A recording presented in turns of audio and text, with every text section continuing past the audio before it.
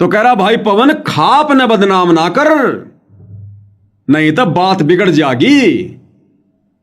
जगत वालों का, नशेड़ियों का पक्ष लेकर और अपने भगत भाई को धमकी दे रहा है। इसलिए गुरुजी ने कहा था उस सत्संग में कि रे तुम्हारे जो कर्म है वो जगत वालों से भी गए गुजरे हैं, जगत वालों से भी गए गुजरे। तुम्हें जरा सा सुख होता है और तुम पक्के एजेंट काल के बन जाते हो। ये कर्म बतेरे फोड़ लिए, अब सुधर जाओ। इसलिए सतगुरु बार बार हिसार जेल से विशेष संदेश में इन लोगों की गंदी मानसिकता को देखकर यह प्रवचन करता है। विचार करना होगा कि हम कौन है, कहां से आए। आपस में खेचातानी रखते हो अभी भी भगत हो गए। अच्छे इंसान तो जगत वाले भी ना करते ऐसा जैसे भगत कर रही है। अच्छे इंसान तो जगत वाले भी ना करते ऐसा जैसे भगत कर रही है। अच्छे इंसान तो जगत वाले भी ना करते ऐसा जैसे भगत कर रही है। किसी को छोटी सी सेवा दे देते, कोऑर्डिनेटर बना दिया, उन्होंने सोचा मैं खुदा बन गया। और इतना शिक्षा तो पड़े।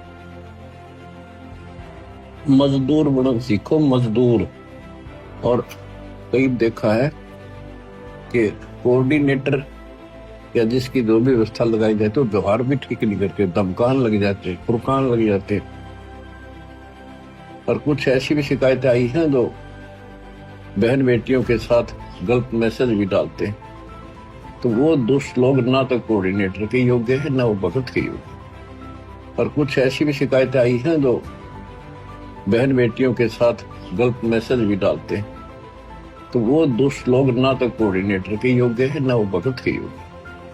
और कुछ ऐसी भी शिकायतें आई हैं जो बहन बेटियों के साथ गलत मैसेज भी डालते हैं। तो वो दुष्ट लोग ना तो कोऑर्डिनेटर के योग्य है, ना वो भगत के योग्य। तो ऐसा तो संगत माई कुसंगत उपजेगी, और ऐसी कुसंगत होगी फिर हम रखेंगे नहीं उसको खेत में। किसान उस कुबाड़ को पाड़ कर खेत तो बाहर फेंक देता है, तो उसको आप मिशन से निकाल दिया जाया करेगा। सुधर जाओ, एक के नहीं सुनी जाया करती। थी सामूहिक शिक्षा दी जाती है, अमल कर लो इन पे। कर्म बतेरे फोड़ लिए, इस ज्ञान का असर क्या हुआ? थोड़ा सा सुख होते हो फिर पक्के एजेंट काल के बन जाते हैं। बकवाद वही करनी, भगवान से दूर हो जाना।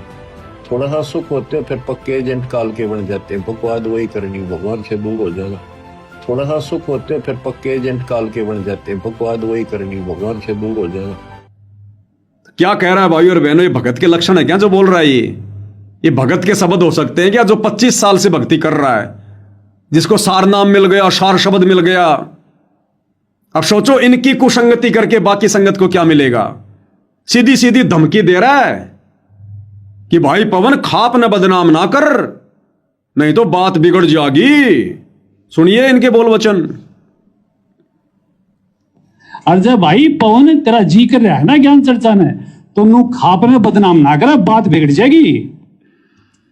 और जब भाई पवन तेरा जी कर रहा है ना ज्ञान चर्चा ने, तो खाप न बदनाम ना कर, नहीं तो बात बिगड़ जाएगी। अरे भाई ज्ञान चर्चा तो हो रही है, दुनिया देख रही है, आने वाले समय में देखेगी। ये ज्ञान चर्चाएं तो चल रही है, और कौन सी ज्ञान चर्चा करेगा? यही तो है ज्ञान चर्चा। उधर से तेरे विचार, इधर से मुझ पवन दास के विचार, और ज्ञान चर्चा क्या होती है? तो मेरे भाई ज्ञान चर्चा चल रही है, थोड़ा ठंडा करके खा। ज्ञान चर्चा का भूत सवार हो रहा है। देखो रिएक्शन देखो भाई और बहनों, चेहरा देखो, आंखें कैसे लाल हो रही है। आंखें देखो, अगर इस समय पवन दास इसके सामने हो, ये तो मुचकंद की तरह अपनी आंखों से भस्म कर दे मुझे। भाई साहब माफ करना। देख लो हमारे बड़े भाई का चेहरा देखो, इसका आंखें देखो, इसकी बाहर निकलने को हो रही हैं। सोचो भाई और बहनों, अगर सतगुरु ने इन लोगों को असली सार शब्द दे दिया होता, क्योंकि अभी तक तो नकली सार शब्द का झुंझुना हिला रहे हैं। अगर इन लोगों को असली सार नाम दे दिया होता, आज ही अपनी जुबान सिद्धि से भक्तों को वशम कर देते। वशम कितनों का ये अहित कर देते, घर उजाड़ देते लोगों के। ये बद्दुआ दे दे के, शराब दे दे के, ये बद्दुआई तो दे रहा है, ये शराब तो दे रहा है, और क्या दे रहा है कि बात बिगड़ जाएगी। अरे इब्राहिम सुल्तान को जब परमात्मा ने सार नाम देना था, सार नाम से पहले परमात्मा ने उसकी परीक्षा ली। उसको कहा कि बेटा फला फला समय में तेरे को सार नाम दूंगा, उस दिन आ जाना। उस दिन वो आ रहा था और रास्ते में परमात्मा ने ऐसी दया करी, एक बहन को मालिक ने प्रेरणा कर दी। उस बहन ने ऊपर से वो कचरा पट्टी वगैरह, गंदा पानी वगैरह नीचे डाला, तो नीचे देखा तो एक व्यक्ति के ऊपर गिर गया। वो अब्राहिम सुल्तान था, सारनाम लेने जा रहा था। अब्राहिम ने देखा ऊपर से मेरे ऊपर गंदगी डाल दी, गंदे कर दिए मेरे कपड़े। अब्राहिम सुल्तान ने इसी की तरह लाल आंख करके देखा उसकी तरफ और कहा तेरे को दिखाई नहीं देता नीचे से आदमी जा रहा है? जय मैं आज राजा होता, यानी वो ये कहना चाह रहा था कि यदि आज मैं राजा होता ना, तुझे वो सजा देता, दुनिया देखती। और लाल आंख कर ली और आगे बढ़ गया। फिर वो नहाने धोने चला गया, कपड़े कुपड़े साफ किए, टाइम लग गया आश्रम में आने में। तब तक वो बहन आश्रम में चली गई और गुरुजी ने सारनाम के लिए लोगों को बैठा रखा था, वो भी बैठा हुआ था। उस बहन ने देखा ये तो वही भगत है, तो उस बहन ने गुरुजी से जाकर कहा कि गुरुजी ये भगत कभी राजा था क्या? तो परमात्मा ने कहा कि बेटी ऐसी क्या बात है, राजा था, बहुत बड़ा राजा था बेटी, इसने बहुत बड़ा त्याग किया है। लेकिन तू क्यों पूछ रही है, तेरे को क्या पता? अब लीला तो सारी भगवान की थी। तो उस बहन ने कहा जी ऐसे ऐसे ये नीचे आ रहा था मकान के, मैंने ऊपर से जी नीचे देखा नहीं, मैंने वो कचरा डाल दिया। तो इसने कहा कि जब मैं राजा होता आज तेरा वो हाल करता, तेरे को दिखाई नहीं देता। तो गुरुदेव ने कहा कि वाह वाह बेटी, वाह वाह, बहुत अच्छा कर दिया तूने, बहुत अच्छा कर दिया बेटी। अब वो बहन तो चली गई। अब राइम का नंबर आया सार नाम का। अब बाहर तो आंखें लाल कर रहा था विकास सिंह पुरिया की तरह, और गुरुजी के आगे जाके हे गुरुदेव आपका दास योग्य हो गया हो तो सार नाम की दया कर दो गुरुदेव। वहां बिल्कुल भिग्गी बिल्ली बन गया, आधीन दास, दिखावटी दास। तो सतगुरु ने कहा कि बेटा अभी तू राजा है। बोला नहीं नहीं नहीं गुरुजी, मैंने राज तो त्याग दिया। अब भाई और बहनों, भक्ति मार्ग में ये उल्टा जवाब देना भी भगत की बहुत बड़ी कमजोरी होती है। जब सतगुरु ने एक बार कह दिया बेटा अभी तू राजा है, तो भगत ने मुंह के ताला लगा लेना चाहिए। सतगुरु को उल्टा जवाब नहीं दिया जाता। गुरु के सन्मुख वचन न कहिए, सो शिष्य रहनी गहनी सुख लइए। अगर सतगुरु ने कह दिया कि बेटा तू राजा है, उसी समय हाथ जोड़ लेने चाहिए। जी गुरुदेव, कोशिश करूंगा मालिक दास बनने की, आप अपना आशीर्वाद दीजिए दाता, आप दया करना मालिक। और फिर विचार करना चाहिए कि सतगुरु कहां बोल रहा है, क्या बोल रहा है, मेरे से क्या गलती बनी है। तो अब्राहिम ने कहा कि नहीं नहीं जी, राज तो मैंने त्याग दिया। गुरुजी ने कहा कि बेटा तूने राज त्याग दिया, लेकिन राजपना नहीं गया, वो अहंकार नहीं गया तेरा। अभी जब तू नीचे आ रहा था, इस बेटी ने तेरे ऊपर वो कचरा डाला गलती से, तू क्या बोला, जय मैं राजा होता, फिर नीचे गर्दन कर ली। तो भाई और बहनों, अब्राहिम सुल्तान को तो जरा से गुस्से की वजह से भगवान ने सारनाम भी नहीं दिया, और ये कह रहे हैं हम सारनाम प्राप्त हैं। और आंखें देखो अब्राहिम सुल्तान से भी बड़ी बड़ी निकलने को हो रही है बाहर। मुचकंद को भी फैल कर रहा है इसका रुतबा। बॉलीवुड की फिल्मों में अगर कोई गुंडे का रोल मिल जाता तो भाई साहब सुपरहिट हो जाता। विले बेचारा हीरो तो वैसे इसका चेहरा देख के डर के मारे मर जाता, फिल्म छोड़ के भाग जाता। तो सोचिए इनको कहां ओरिजिनल सारनाम दिया सतगुरु ने। अरे दासा तन नेड़े नहीं नाम धरावे दास, पानी के पिए बिना भाई कैसे बुझेगी प्यास। ये तो रिहर्सल चल रही है 2014 के बाद कि कौन कौन आत्माएं सार नाम के योग्य हैं। सतगुरु यही तो देख रहा है। पिछले 10 साल से हिसार जेल में बैठकर सतगुरु कोई बेचारा थोड़ी है, कोई निर्धन, कोई गरीब थोड़ी है, कोई असहाय थोड़ी है जो सरकार ने उनको जेल में डाल रखा, बाहर नहीं निकल रहे। वो तो मनमर्जी का राजा है। वो यही तो देख रहा है कि अभी तक कौन कौन भक्ति के योग्य है। प्रथम नाम के भी योग्य कोई है कि नहीं। अभी काय का सार नाम, काय का सार शब्द परमात्मा ने छींट भी नहीं लगने दी अभी तक। तो ये इस भाई के बोल वचन है कि पवन दास जय तेरा ज्ञान चर्चा का भूत सवार है तो सामने आ। और भाई पवन खाप ने बदनाम नहीं करेगा, नहीं तो बात बिगड़ जाएगी। और अब आगे क्या कह रहा है पता है? महाराज जी की खाप की बदनामी बर्दाश्त नहीं होगी हमारे से। यानी महाराज जी यानी संत रामपाल जी और खाप पंचायतों की बदनामी, इनका अपमान सहन नहीं होगा। अरे भाई मैंने क्या अपमान कर दिया? मैंने वही तो कहा जो सतगुरु ने कहा, वही तो कहा जो सच है। ये लोग हुक्का पीते हैं और हुक्का पीने वाले ढेड आदमी हैं। अगर ये हुक्का नहीं पीते हैं तो ये ढेड नहीं है, फिर क्यों अपने दिल पर ले रहे हैं अगर हुक्का नहीं पी रहे तो कह रहे महाराज जी की और खाप पंचायतों की बदनामी बर्दाश्त नहीं होगी। यानी तेरे को काट देंगे, ठोक देंगे, तेरे को जला देंगे, भस्म कर देंगे, बर्दाश्त नहीं होगी हमारे से। अब बताओ भाई और बहनों, इनमें भगत का गुण है? अरे गुरुजी कहते हैं भगत में तो शील, संतोष, विवेक, दया, अक्षमा, ये भगत के गहने आभूषण है। भगत में दया भाव होना चाहिए। भगत को कोई थप्पड़ भी मार दे बेवजह, भगत ने उल्टा हाथ नहीं करना चाहिए। अरे महात्मा गांधी तो भगत नहीं था, उसमें भी इतनी अक्ल थी। अगर उसके एक गाल पे कोई थप्पड़ मार देता, दूसरा आगे कर देता था। अरे हम तो भगत हैं, लेकिन अभी भगत बने नहीं, अभी तो भगत सिंह है, भगत सिंह। रगों में जोश है अभी तो कह रहा बर्दाश्त नहीं होगी महाराज जी के खाप पंचायतों की बदनामी। अब बताओ भाई और बहनों, मैंने महाराज जी की क्या बदनामी कर दी? क्या मैं कर सकता हूं अपने गुरुदेव भगवान की बदनामी? अपना गला कटवा लेंगे उससे पहले तो। बताओ दास ने कब बदनामी की, कैसे बदनामी की? एक शब्द तो बता दो कोई कि ये कहकर मैंने महाराज जी की बदनामी कर दी हो। और कब मैंने खाप पंचायतों की बदनामी की? मैंने तो हुक्का पीने वालों को कहा है, और वो 1000 बार कहूंगा और कहता रहूंगा। और मेरे गुरुदेव ने कहा है, मैंने उनके वचनों को दोहराया है। तो ना तो मैंने महाराज जी की बदनामी की, ना मैंने खाप पंचायतों की मैंने कोई बदनामी की। हमें पंचायतों से कोई लेना देना ही नहीं है। वो तो मान सम्मान करने के लिए पंचायतों के लोग आए, इसलिए हमारे को कहना पड़ा। वो कहेंगे, देश का प्रधानमंत्री भी अगर मर्यादा विरुद्ध उनका सम्मान करना चाहेगा, हम तो ऐसे ज्ञान आधार से कहेंगे भाई। तो कह रहा है महाराज जी की और खाप पंचायतों की बदनामी बर्दाश्त नहीं होगी। यानी बस हमारा धैर्य जवाब दे रहा पवन दास, तो दिखाई मत दे जाना कहीं। क्या कह रहा, ध्यान से सुनिए। ये ऐसा वैसा भगत नहीं है, तुम क्या देख रहे हो उसकी तरफ। ये विकास सिंह पुरिया है, छोटा मोटा भगत नहीं है, पैसे वाला भगत है, पावर है इसके पास में, बस थोड़ी ज्ञान की कमी है। अब मालिक दया करेंगे, ऐसी बात नहीं, ये भी उन्हीं का बच्चा है। सुनिए। तेरा जी करे तुम्हारी गला बात करे, और भाई किसी भी प्रकार से 1% भी चुबीसी खाप और महाराज जी का अपमान बर्दाश्त नहीं करा जाएगा। भाई हम इतनी आवारती बर्दाश्त कर सका, जब की बात हमारे ऊपर है। और जब हमारी खाप पर, हमारे भाईचारे बात आओगी तो भाई रंग बदल जाएगा और दिक्कत हो जाएगी। पवन तेरे को समस्या है, तुम्हारा फोन नंबर ले, तुम्हारे दोरा तुम्हारे तब बैठ कर बात करे। खांसी चल गई बकसी भाई।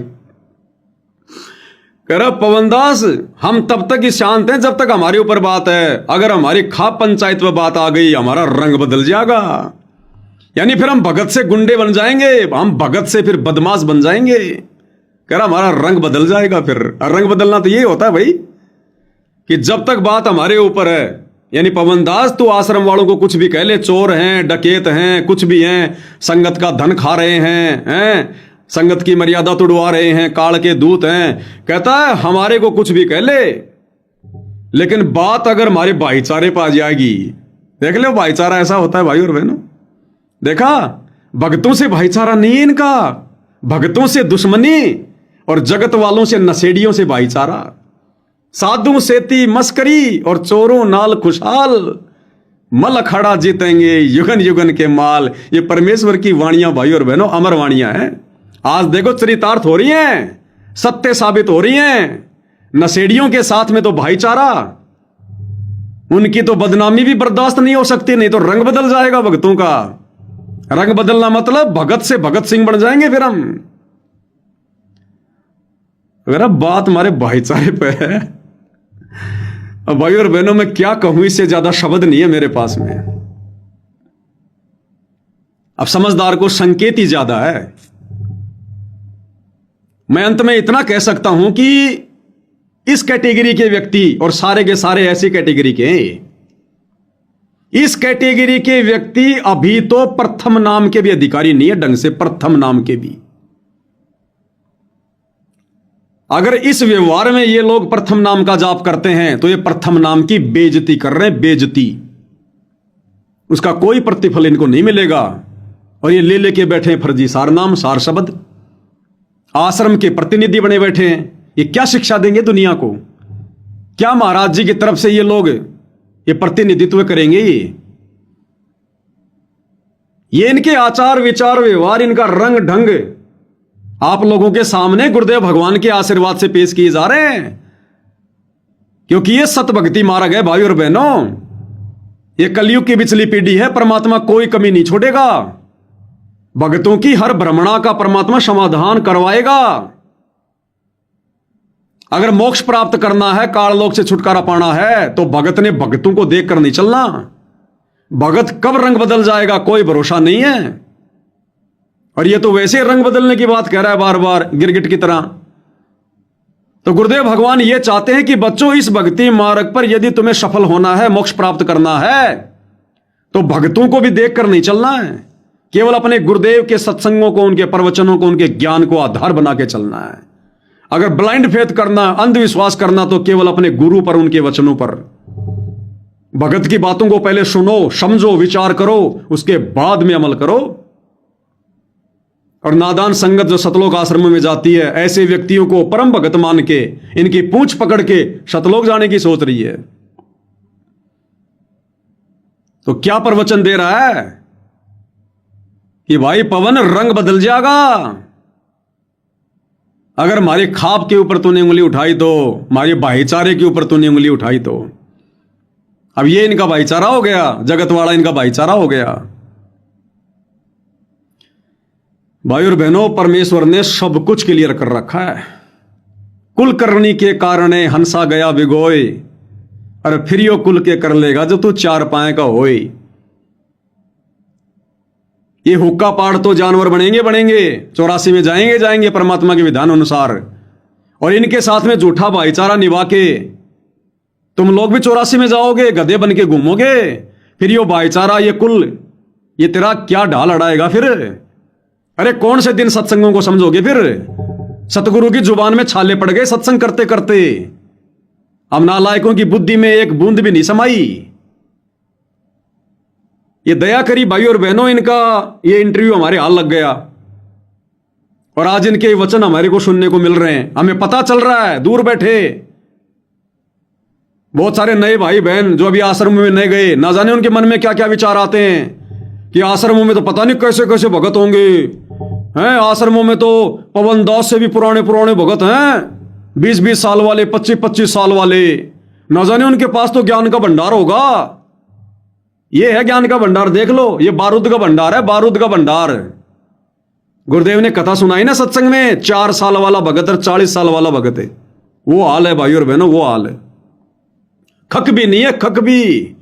अरे इन लोगों से दुखी होकर तो सतगुरु बरवाला कांड के बाद जेल में जाके बैठा है, इन मूर्खों से दुखी होकर।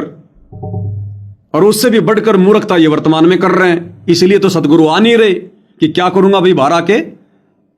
बार बार सतगुरु जज को प्रेरणा करके अपनी जमानत कैंसिल करवा देते हैं कि जितनी मूर्खता में इनको छोड़ के आया था, इन्होंने तो उसकी भी हद पार कर दी, रिकॉर्ड बना लिया। क्या करूंगा इन मूर्खों में जाके, और नया कांड करवा के मेरे को फिर से जेल में भिजवाएंगे।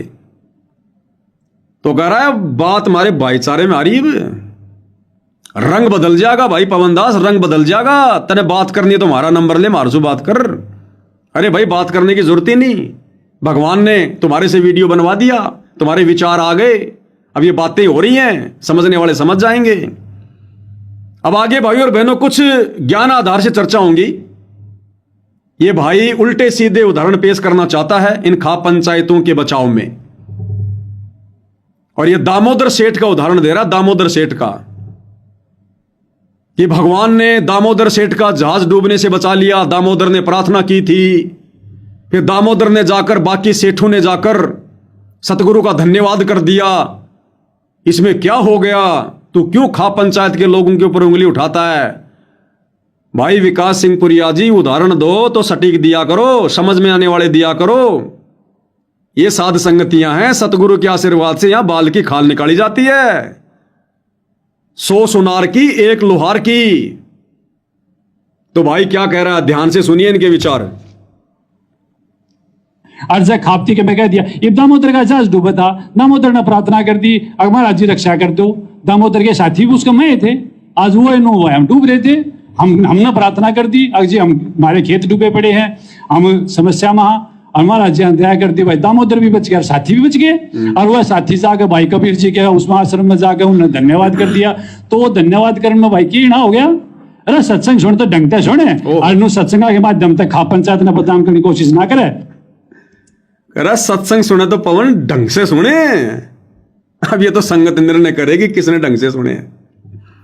तो भाई क्या कर रहा है, दामोदर सेठ का उदाहरण दे रहा है अपने भाईचारे का बचाव करते हुए कि दामोदर सेठ का जहाज डूबा था और दामोदर ने जो है प्रार्थना कर दी, और दामोदर के साथ साथ बाकी जो लोग सवार थे जगत वाले, लाला जी, बणिए, व्यापारी, उनकी भी परमात्मा ने रक्षा कर दी, उनका भी हो गया बचाव। और सब ने जाकर परमात्मा जी का धन्यवाद कर दिया। तो इसमें क्या गलत कर दिया, वो डेड हो गए। वो भी तो जगत वाले थे, तो क्या डेड हो गए वो? विकास सिंह पुरिया जी, ये परमेश्वर जी का तत्व ज्ञान है, और मात्र तत्व ज्ञान से बात नहीं बनेगी। परमात्मा कहते हैं तत्व भेद एक न्यारा, रे साधो भाई तत्व भेद एक न्यारा। तत्व ज्ञान से ऊपर एक तत्व भेद है जिसकी दया परमात्मा हर भगत पे नहीं करता। समझेगा कोई गुरुमुख प्यारा, तत्व भेद एक न्यारा। ये दया वर्तमान में केवल सत्सेवकों पर है। तो भाई क्या उदाहरण दे रहा है कि दामोदर सेठ का जहाज डूबा था, दामोदर ने सतगुरु से प्रार्थना कर दी। अरे भैया, यहां तो जगत वाले प्रार्थना कर रहे हैं, दामोदर तो भगत था। दामोदर ने तो सतगुरु से नाम उपदेश ले रखा था। इन लोगों ने कौन सा नाम उपदेश ले रखा था बताइए? और दामोदर का जहाज यदि परमात्मा ने डूबने से बचाया, तो दामोदर का जहाज डूबने से बचाने के लिए भगवान ने अपने भक्तों को नहीं भेजा। जिस प्रकार से तुम लोग ट्रैक्टर, ट्रॉली, मोटर, पाइप ले लेके जा रहे हो, भगवान ने अपनी समर्थता से वहीं बैठे बैठे और दामोदर के जहाज को डूबने से बचाया। आज भी तो वही समर्थ परमात्मा है। ये तो तुम जा रहे हो अपनी तरफ से मान बढ़ाई की भूख में, अपनी चौधर के लिए, अपना सम्मान जो है करवाने के लिए, अपनी भक्ति बर्बाद करने के लिए। ये तो तुम लोग भटक रहे हो जबरदस्ती। परमात्मा ने दामोदर का जहाज डूबने से बचाने के लिए भक्तों को नहीं भेजा था कि जाओ भक्तों, ले जाओ मोटर, पाइप, निकालो सारा पानी समुद्र का। अपनी समर्थता से बचाया था। और भैया उस समय दामोदर सेठ ने, भगत ने प्रार्थना करी थी। आज बता दो कौन से भगत ने प्रार्थना करी है? एक भी भगत अपनी आत्मा पे हाथ रख के अपने गुरु की सौगंध खा के बता दो, जिस भगत ने हिसार जेल में गुरुजी से प्रार्थना करी हो कि गुरुजी मेरा खेत डूब गया, मेरा घर डूब गया, मेरी रक्षा करो। भगत कर ही नहीं सकता, भगत करेगा ही नहीं। तो कौन से सत्संग कहां फिट कर रहा भाई? और दूसरी बात, दामोदर भगत के साथ साथ परमात्मा ने उन सेठों की रक्षा की। क्यों की? और दामोदर भगत की रक्षा भी परमात्मा ने केवल इसलिए की क्योंकि दामोदर जो भगत था वो पतिव्रता पद पे था। तुम्हारी तरह 5-5 फोटोओं की पूजा नहीं करता था। वो केवल अपने सतगुरु का चित्र रखता था, बाकी सभी देवी देवताओं की फोटो उसने जल परवाह कर दी थी। केवल अपने सतगुरु का चित्र जो हाथ से बना होता था उस समय, उस चित्र की पूजा करता था। सभी देवी देवताओं की फोटो उसने जल परवाह कर दी थी। वो पतिव्रता पद पे था, पतिव्रता पद पे, इसलिए उसकी रक्षा हुई। और रक्षा हो गई तो कौन सा आज वो पार हो गया? यही धक्के खा रहा है। और दूसरी बात रही दामोदर के साथियों की रक्षा करने की, तो दामोदर के साथियों में और वर्तमान में इन हरियाणा के गांव वालों में, अनुपदेशियों में रात दिन का अंतर है। दामोदर के साथियों ने अंत में थक हार कर अपने सभी देवी देवताओं से अरदास कर ली थी, अपने जितने भी महापुरुष थे उनसे अरदास कर ली थी। किसी ने कोई इशारा नहीं दिया। अंत में सारे के सारे इकट्ठे होकर दामोदर के पास गए और कहा, भाई दामोदर, अब भाई तेरे हाथ में है बात। कहते हैं सतगुरु का भगत बड़ा तगड़ा होता है। और सबके सब सेठों ने क्या कहा था कि दामोदर, यदि आज तेरे सतगुरु ने हमारी रक्षा कर दी, क्योंकि उन सेठों के बाल बच्चे, उनका धन सब कुछ जहाज में था, उनका सर्वस्व नष्ट होने जा रहा था। उन सभी सेठों ने संकल्प लिया था, पहले संकल्प सत्संग ध्यान से सुनाकर विकास भाई, उन सभी सेठों ने संकल्प लिया था पहले कि दामोदर, यदि आज जहाज डूबने से बच गया, हम सपरिवार घर बाद में जाएंगे, पहले तेरे सतगुरु से उपदेश लेंगे। और जैसे उनका जहाज बचा, परमात्मा ने दया करी, वो जितने भी सेठ लोग थे सपरिवार अपने घर पर बाद में गए। पहले परमात्मा जहां सत्संग कर रहे थे उनकी जय जयकार करते हुए उनसे उपदेश लिया। अरे इनका खेतों का पानी निकले हुए तो 2-2 महीने हो गए, ये तो सूंघ भी नहीं रहे सतगुरु को। इन्होंने किसने नाम उपदेश ले लिया इनमें से? और किसने संकल्प लिया था कि हमारी बाढ़ का पानी बाबा रामपाल निकाल देगा तो हम जाके नाम दीक्षा ले लेंगे? कोई संकल्प लिया इन लोगों ने? अरे कौन सा सत्संग कहां फिट कर रहे हो विकास भाई? सत्संग की जड़ में जाओ मालिक के आशीर्वाद से। ये सत्संग कोई मनोरंजन के लिए नहीं सुना है गुरुदेव ने। इन सत्संगों पर चिंतन मनन मंथन करना पड़ेगा, तब इनका निष्कर्ष निकलेगा तत्व भेद। दामोदर ने प्रार्थना कर दी। दामोदर के साथ में दूसरे व्यापारियों को सतगुरु ने जो है वो बचा दिया। उन व्यापारियों ने पहले संकल्प किया था, प्रतिज्ञा की थी और घर बांधे गए, पहले नाम दीक्षा ली। बता दे इनमें से कौन से तेरे सरपंच ने, कौन से तेरे प्रधान ने सतगुरु से संकल्प लिया और अभी तक कौन से ने नाम दीक्षा ले ली? कौन से ने हुक्का पीना छोड़ दिया? बता दे। और उन्होंने जाकर धन्यवाद किया था। धन्यवाद में, सम्मान में रात दिन का अंतर होता है। धन्यवाद होता है उनके चरणों में पड़ जाना। और वो धन्यवाद करने डायरेक्ट सतगुरु के पास गए थे। इन हरियाणा खाप पंचायत वालों की तरह महम 24 के चबूतरे पर सतगुरु की फोटो का सम्मान नहीं किया उन्होंने, डायरेक्ट सतगुरु के पास गए थे। अगर इन लोगों को सम्मान करना था तो पहले संकल्प लेते, सारी बुराइयां छोड़ते, हुक्का पीना छोड़ते, ना मेरे को वीडियो बनाने की कोई जरूरत पड़ती, और जाकर हिसार जेल में सतगुरु से दीक्षा लेते, फिर हमें कोई ऑब्जेक्शन नहीं था। ये तो अभी तक हुक्का पी रहे हैं और तुम इनको कह रहे हो हमारा भाईचारा। ये ऐसे हुक्का पीने वाले व्यक्ति तो सतगुरु की फोटो को हाथ लगाने के अधिकारी नहीं है। पैर छूना तो बहुत दूर की बात है। सतगुरु ये ड्रामे नहीं करता, ना कभी उन्होंने ड्रामेबाजी कभी ये करवाई। तो दामोदर सेठ का उदाहरण दे रहा है भाई। कहीं की ईंट कहीं का रोड़ा, भानुमती ने कुणबा जोड़ा। भाई आप सतलोक आश्रमों में जो बेचारे ये बंगाल, बिहार, उड़ीसा, झारखंड के भगत आते हैं ना, तुम्हारे सामने हाथ जोड़ के बैठ जाते हैं, तुम अपना ये मनमाना ज्ञान उनके ऊपर थोप दिया करो। वो तुम्हारी हर बात को आंख बंद करके स्वीकार कर लेंगे। ये साध संगतियां हैं जिनके विषय में गुरुजी ने कहा कि ब्रह्मा विष्णु महेश भी आ जाएं तो मुंह की खा के जाएंगे। ये साध संगत वालों के लिए कहा परमात्मा ने।